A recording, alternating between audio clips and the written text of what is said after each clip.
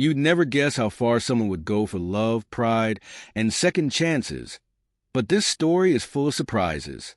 Mr. Parker Pyne had a gift. His sympathetic, understanding nature made people open up to him effortlessly. His office had seen all kinds of troubles, but none quite like what Mr. Reginald Wade brought in that day.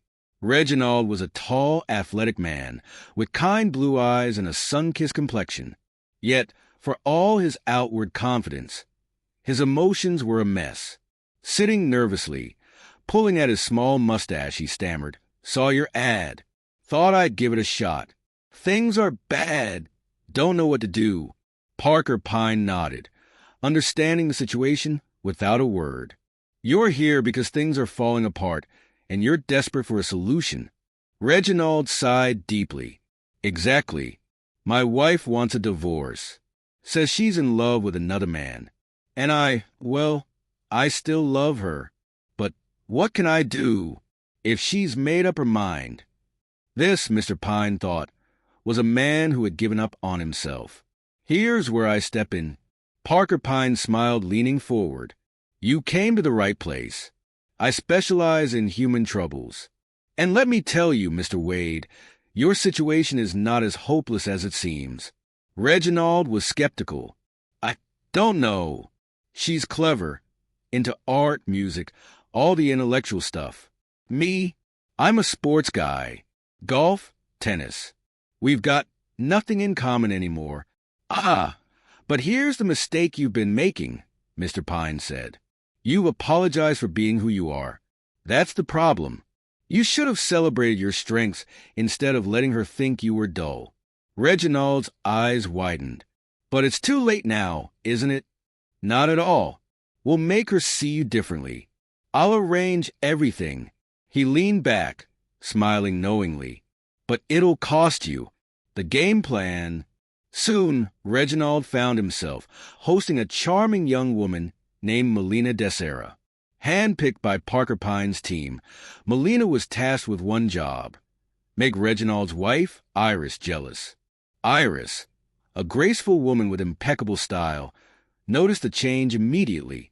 Her husband, normally so predictable, seemed invigorated, laughing with Melina, teaching her golf, and even sharing stolen glances. Reginald was suddenly a man of interest again. "Who is she?"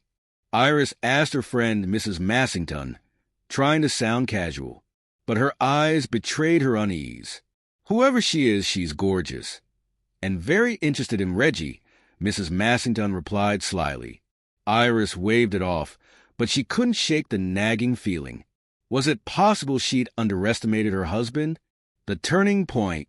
The stage flirtations escalated. In the rose garden one afternoon, Melina whispered urgently to Reginald, "Your wife is watching. Kiss me." Reginald hesitated. "Do I really have to?" "Yes.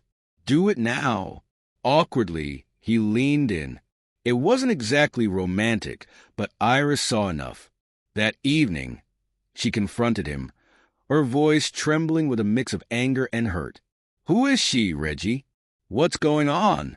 Reginald, following Parker Pyne's instructions, played his part. "Melina understands me in ways you never did. Maybe it's time we both moved on." Iris's composure cracked. "Moved on? After everything?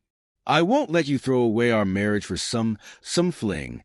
When the tables turned, the plan was working. Iris became defensive, claiming she'd always loved Reggie, that he was the only man she wanted.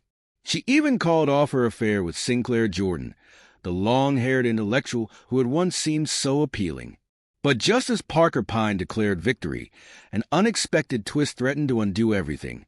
Reggie walked into Pyne's office, his face glowing. "I realize something. Melina, she's the one. I love her." "What?" Melina gasped.